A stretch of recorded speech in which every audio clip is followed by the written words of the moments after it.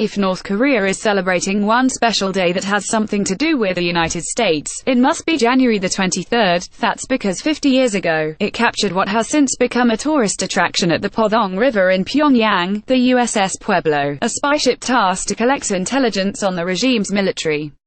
U.S. Army cargo vessel FPE 344 in 1944 became the USS Pueblo Aja II in 1966. The seizure, known today as the Pueblo Incident or the Pueblo Crisis, saw the capture of the ship's 83 crew members, one of whom died in the process.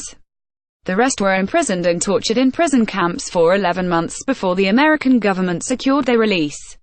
North Korean chart showing where the USS Pueblo was captured. According to North Korea, the Pueblo entered its territorial waters 7.6 nautical miles 14 kilometers from Ryo Island. It also claimed that the logbook documented intrusion for several times.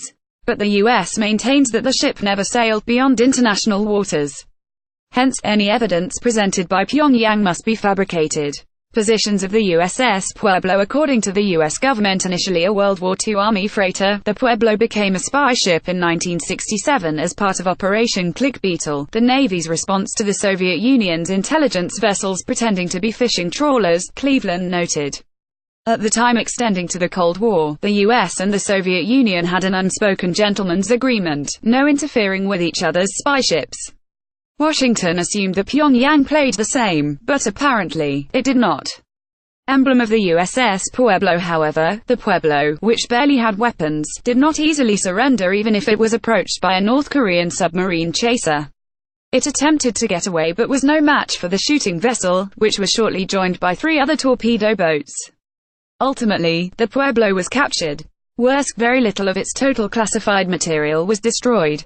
USS Pueblo off San Diego, California, on October 19, 1967. The aftermath of the seizure was nothing short of tension. The fact that North Korean forces almost succeeded in assassinating South Korean President Park Chung-hee at the Blue House in Seoul a few days earlier only heightened the conflict. USS Pueblo at the Fatherland War of Liberation Museum, Pyongyang, North Korea. Photo via Clay Gilliland, Flickr. CC by SA 2.0. Pyongyang demanded acknowledgement of the intrusion, an apology, and a promise from the U.S. that it will never commit such actions again. In writing, Washington scoffed as an initial response, but by the end of 1968, it had no choice but play by Pyongyang's terms. Crew of USS Pueblo released on December 23, 1968. It was a moment of humiliation necessary to halt escalating tensions and free the Pueblo's crew. Nanera, North Korea's official web portal, wrote, in the face of the DPRK's resolute stand in might, the U.S. had no choice but to kneel down and recognize its crimes. USS Pueblo at the Fatherland War of Liberation Museum, Pyongyang, North Korea.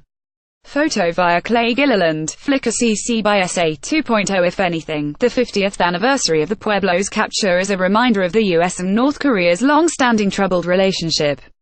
The ship is the only vessel of the Navy that remains on the commissioned roster held captive.